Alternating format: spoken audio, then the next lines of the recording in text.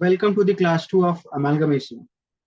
In this video, we are going to learn the steps for accounting in case of amalgamation. So let me share my screen.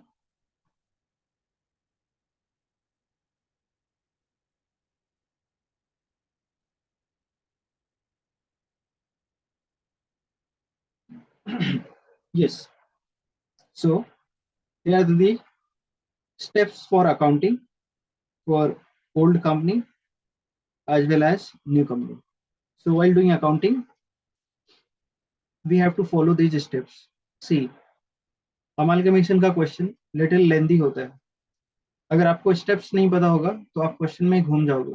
कहाँ से start करें, कहाँ पे खत्म करें, कुछ समझ में नहीं आएगा. सो ये स्टेप्स आपको हेल्प करेगा क्वेश्चन को कंप्लीट करने के लिए. तो ओल्ड कंपनी का स्टेप्स अलग है, न्यू कंपनी का स्टेप्स अलग है. क्वेश्चन में कभी ओल्ड कंपनी का अकाउंटिंग पूछता है, कभी न्यू कंपनी का अकाउंटिंग पूछता है. तो जिसका भी अकाउंटिंग पूछेगा उसके हम लोग स्टेप्स फॉलो करेंगे. ओके, टोटल 9 स्टेप्स है दोनों में, एक एक करके डिस्कस करते हैं. तो सबसे पहले हम लोग ओल्ड कंपनी का स्टेप्स देखते हैं.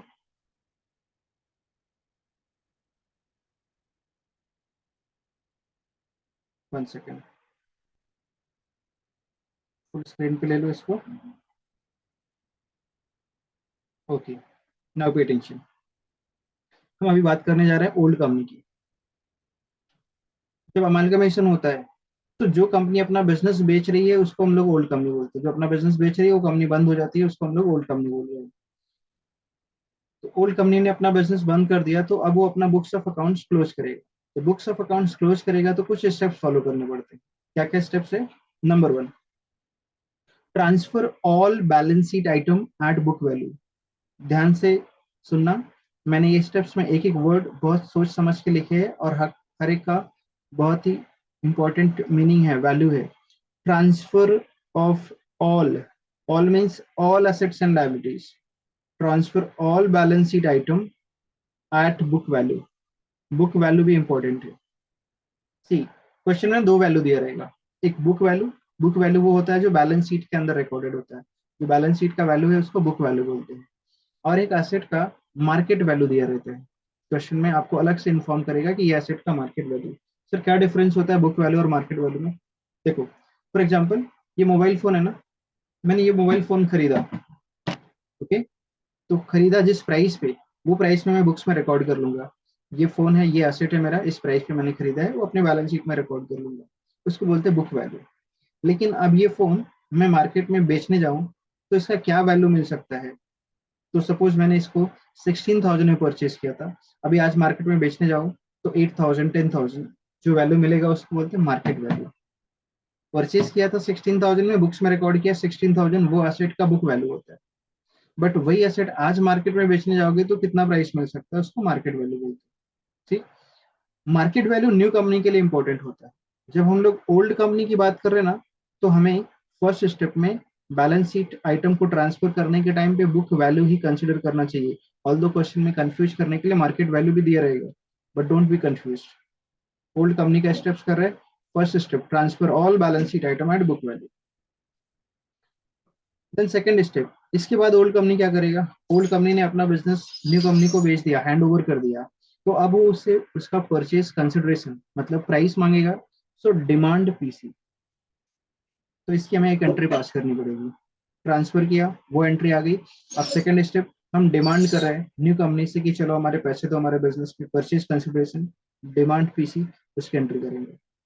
थर्ड, न्यू कंपनी हमें वो प्राइस पे करेगा तो हम लोग उसको रिसीव कर लेंगे. हम ओल्ड कंपनी की बात करें तो ओल्ड कंपनी रिसीव कर लेगा पीसी. क्या मिलता है पीसी में?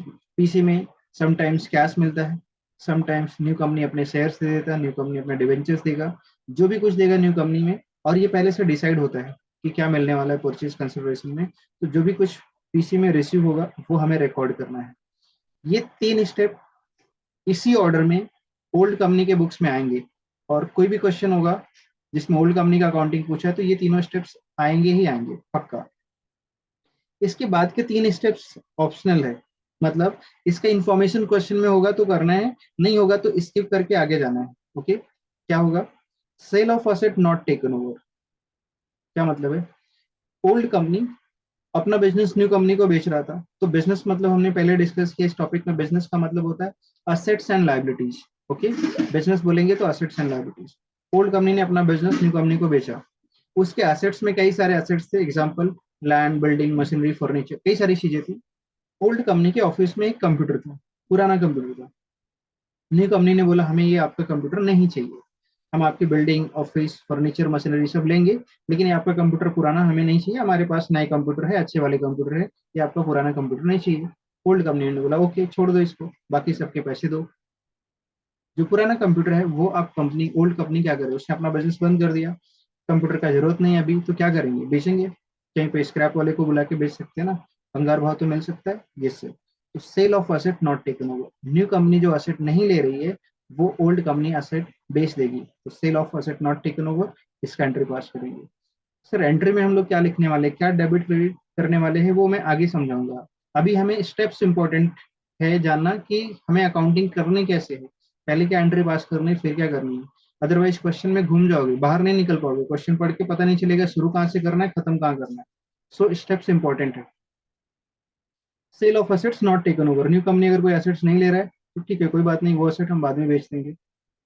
Payment of liabilities not taken over, जैसे एसेट नहीं लिया वैसे लाइबिलिटीज, पता है आपको असेट्स और लाइबिलिटीज भी बिकता है।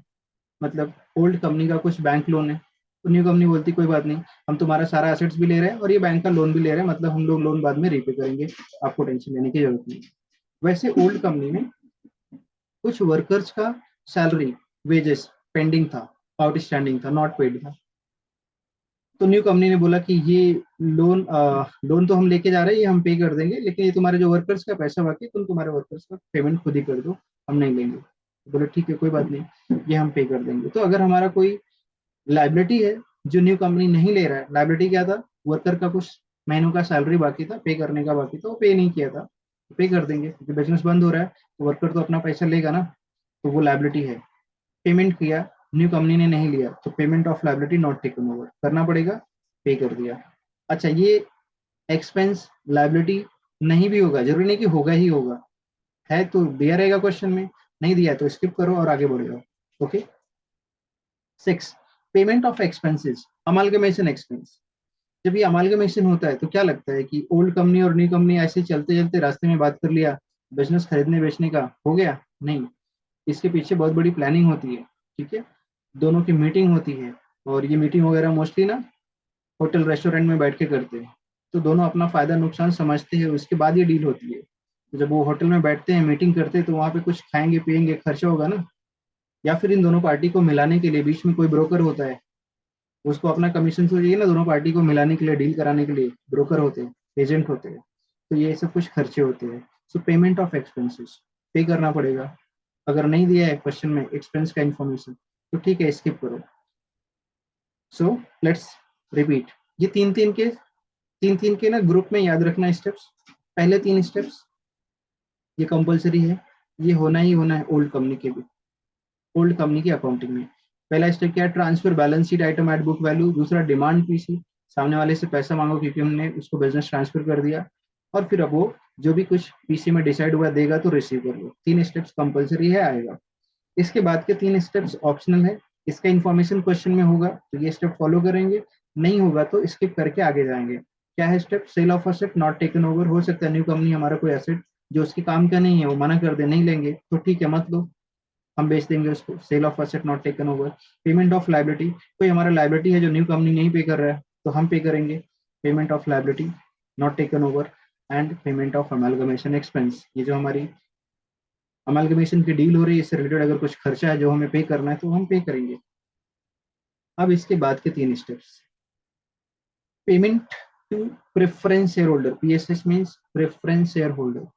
देखो, ओल्ड कंपनी, हमने बिजनेस बेच दिया, सामने वाले से पैसा वगैरह ले लिया, जो असेट लायबिलिटी नहीं बिका था उसका काम कर दिया। अब जो न्यू कंपनी से हमें पीसी परचेज कंसिडरेशन मिला है उसका क्या करें। तो कंपनी का मालिक कौन होता है, कंपनी का मालिक शेयर होल्डर होता है। तुमने उसकी कंपनी बेच दी तो जो पैसा मिला है वो उनको दे दो अभी। तो हम लोग पेमेंट करेंगे preference share holder. Sir company का मालिक कौन होता है, शेयर होल्डर। तो शेयर होल्डर तो 2 होते हैं, preference share holder and equity share holder. पहले किसको, प्रेफरेंस शेयर होल्डर को, क्योंकि नाम उसका क्या है, preference share holder. Preference share holder जिसके पास दो प्रेफरेंशियल राइट होती है, जब कभी कंपनी डिविडेंड देगी तो पहले उसको मिलेगा, और कंपनी जब बंद होगी तो कैपिटल उसको पहले मिलेगा। इसलिए सेवंथ स्टेप में हम पहले प्रेफरेंस शेयर होल्डर को उसका पेमेंट कर देंगे। उसके बाद क्या करेंगे, उसके बाद हम लोग ना एक रियलाइजेशन अकाउंट बनाते हैं, उसको क्लोज कर देंगे, क्योंकि उस अकाउंट में कुछ प्रॉफिट या लॉस आता है, वो profit loss equity share holder को जाता है। तो before making final payment to equity share holder, ये रियलाइजेशन अकाउंट क्लोज करो, कुछ प्रॉफिट लॉस होगा तो वो इनको ट्रांसफर होता है। ओके, तो ये लास्ट के जो 3 स्टेप्स है, ये भी हमको करने को होता है, बट समटाइम्स क्वेश्चन में खाली इक्विटी शेयर्स होता है, प्रेफरेंस नहीं होता है, तो 7th स्टेप भी स्किप हो जाएगा। 8 और 9 तो होगा ही कंपल्सरी। क्योंकि कौन कौन से कंपल्सरी स्टेप है, फर्स्ट 3 और ये लास्ट के 2। रियलाइजेशन अकाउंट तो बनता है, उसको क्लोज करना पड़ेगा, और इक्विटी शेयर होल्डर के बिना कोई कंपनी बनती नहीं, तो उसका पेमेंट तो आएगा। अगर क्वेश्चन में प्रेफरेंस शेयर होल्डर है तो उसको पेमेंट पहले कर दो। क्लियर है? यही स्टेप फॉलो करके अगर हम लोग क्वेश्चन सॉल्व करेंगे तो कहीं पे भी अटकेंगे नहीं, कैसा भी क्वेश्चन हो, सिंपल हो टफ हो, क्वेश्चन सॉल्व हो जाएगा।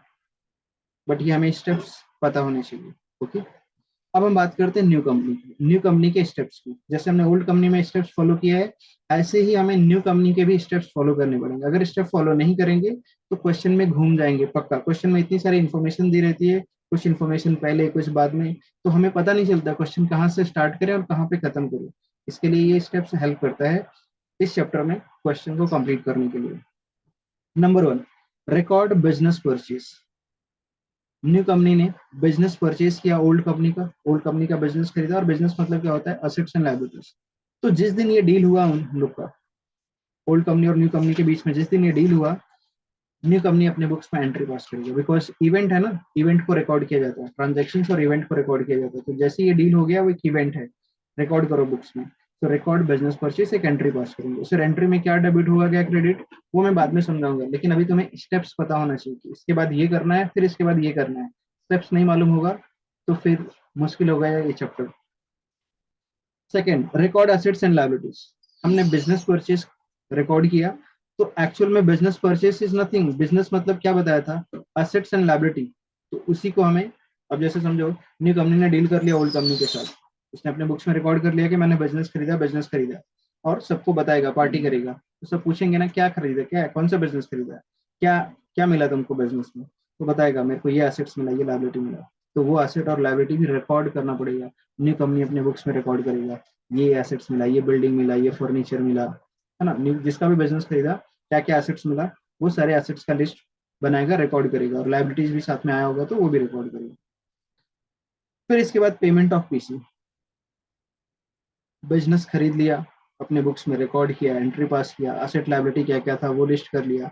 अब उसकी प्राइस तो पे चुका करनी पड़ेगी ना, प्राइस चुकानी पड़ेगी, तो पे करो पेमेंट ऑफ पीसी जो भी डिसाइड हुआ है।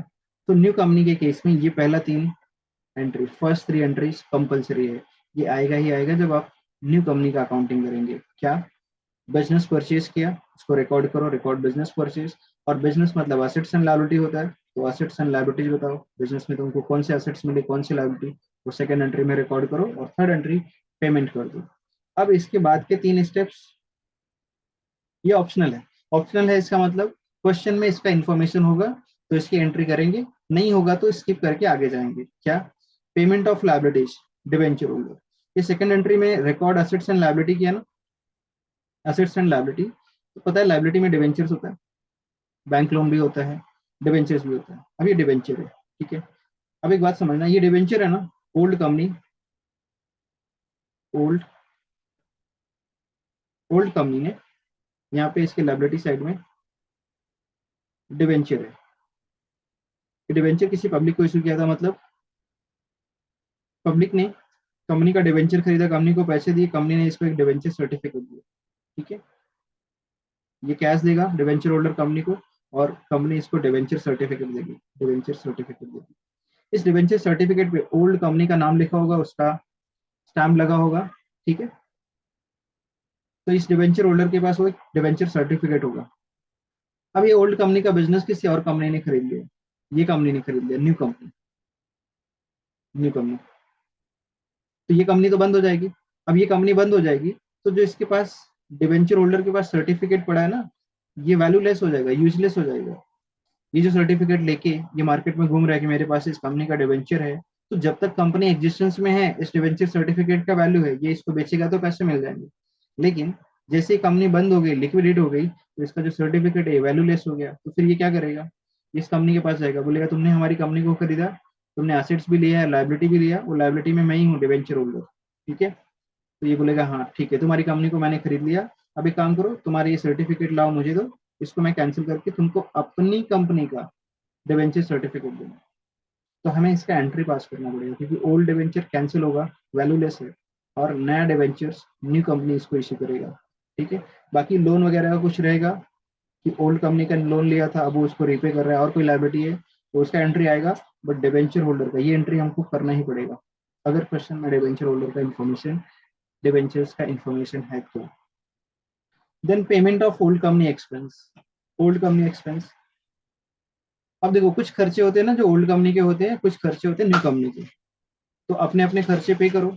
बट समटाइम्स ये न्यू कंपनी क्या बोल रहा है ना, ये बहुत एक्साइटेड है, इसने इसका बिजनेस खरीद लिया, बहुत एक्साइटेड है, खुशी मना रहा है, पार्टी कर रहा है, तो बोला ठीक है ओल्ड कंपनी जाओ टाटा बाय बाय। ये बोलेगा अरे मेरा वो जो है ना एजेंट है ना, जो हम दोनों की डील करवाया, उसको एजेंट को मैंने कमीशन देने के लिए बोला। तो न्यू कंपनी बोलता जाओ जाओ कोई बात नहीं, मैं पे कर दूंगा, उसका कमीशन भी मैं दे दूंगा। या और कुछ खर्चे है ना, जो मीटिंग बुलाया था, ओल्ड कंपनी ने बुलाया था मिलने के लिए होटल में, अब जो उधर का बिल है, तो न्यू कंपनी बोलता जाओ मैं बिल भी भर दूंगा। तो ऐसा कुछ खर्चा जो था ओल्ड कंपनी का, ओल्ड कंपनी को पे करना था, बट न्यू कंपनी बोलता है कोई बात नहीं मैं पे करूंगा, ये बिजनेस खरीदा ना, इतना सारा खर्चा कर रहा है, तो कोई छोटा मोटा खर्चा ओल्ड कंपनी का होगा तो वो उसको पे कर सकता है।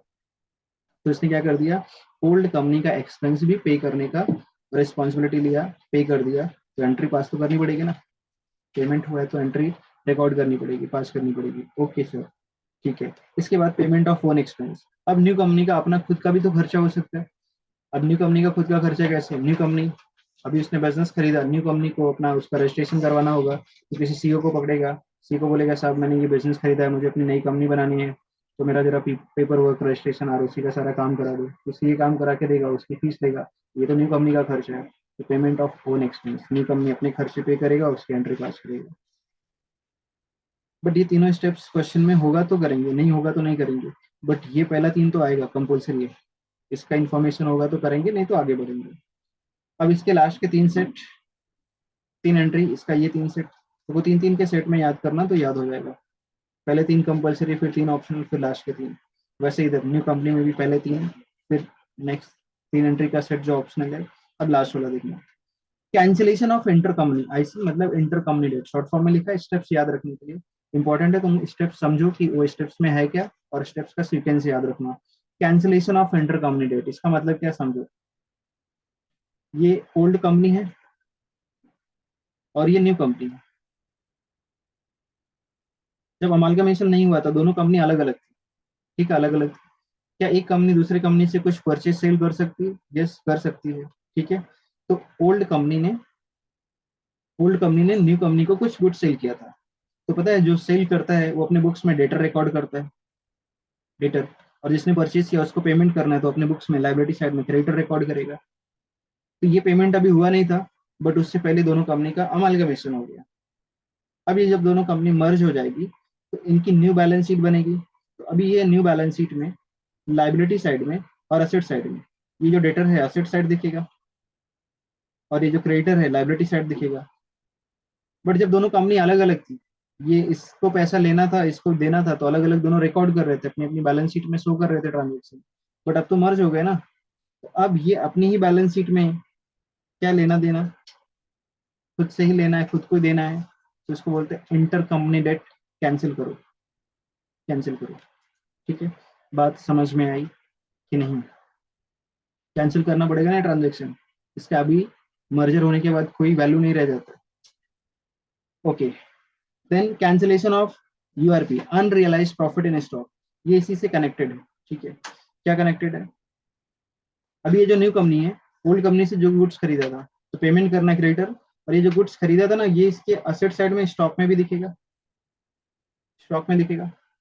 अब देखो, ओल्ड कंपनी, इसका 1,000 रुपए का गुड्स था, इसने इसमें 200 रुपए प्रॉफिट ऐड करके 1,200 रुपए में इसको बेचा, तो न्यू कंपनी के बुक्स में ये स्टॉक 1,200 के दिखेगा। न्यू कंपनी के लिए कॉस्ट प्राइसेस 1,200, ओल्ड कंपनी ने 200 प्रॉफिट चार्ज किया है, बट न्यू ने तो 1,200 पे करके परचेज किया ना, तो 1200 इसके लिए कॉस्ट है। अब ये स्टॉक न्यू कंपनी की बैलेंस शीट में भी आएगा, स्टॉक 1200, बट ये वही स्टॉक है जो ओल्ड कंपनी ने इसको बेचा था, तो ये इस स्टॉक का, ये तो मार्केट प्राइस, कॉस्ट प्राइस हो गया।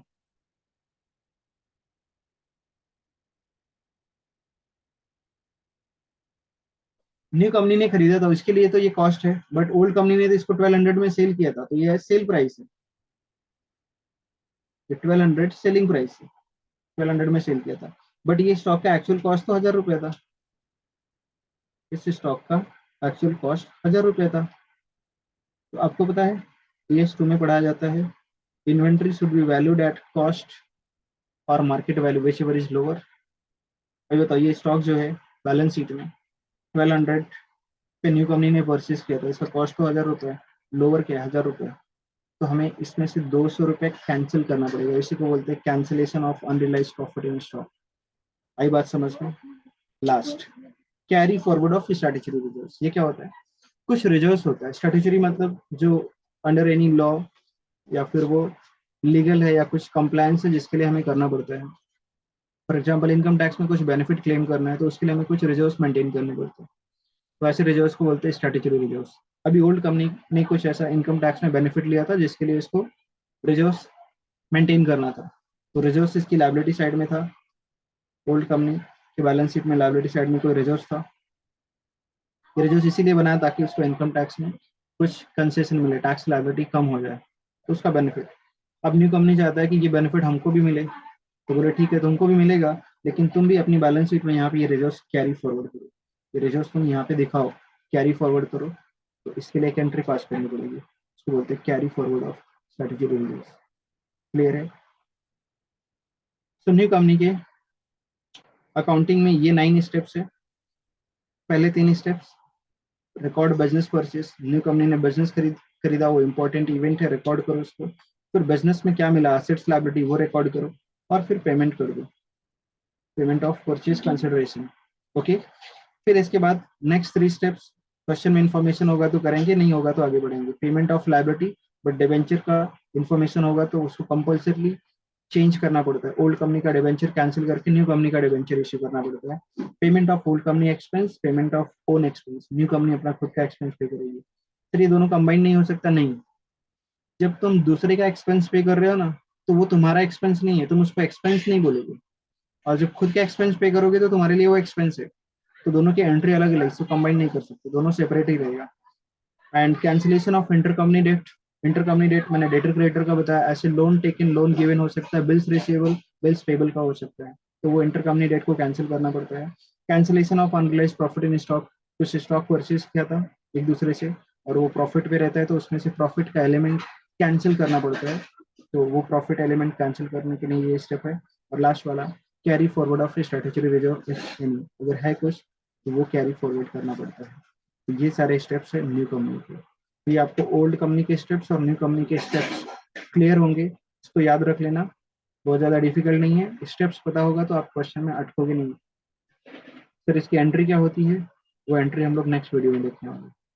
बोलो, बात समझ में आई? Yes sir. So bye, take care, see you in the next video.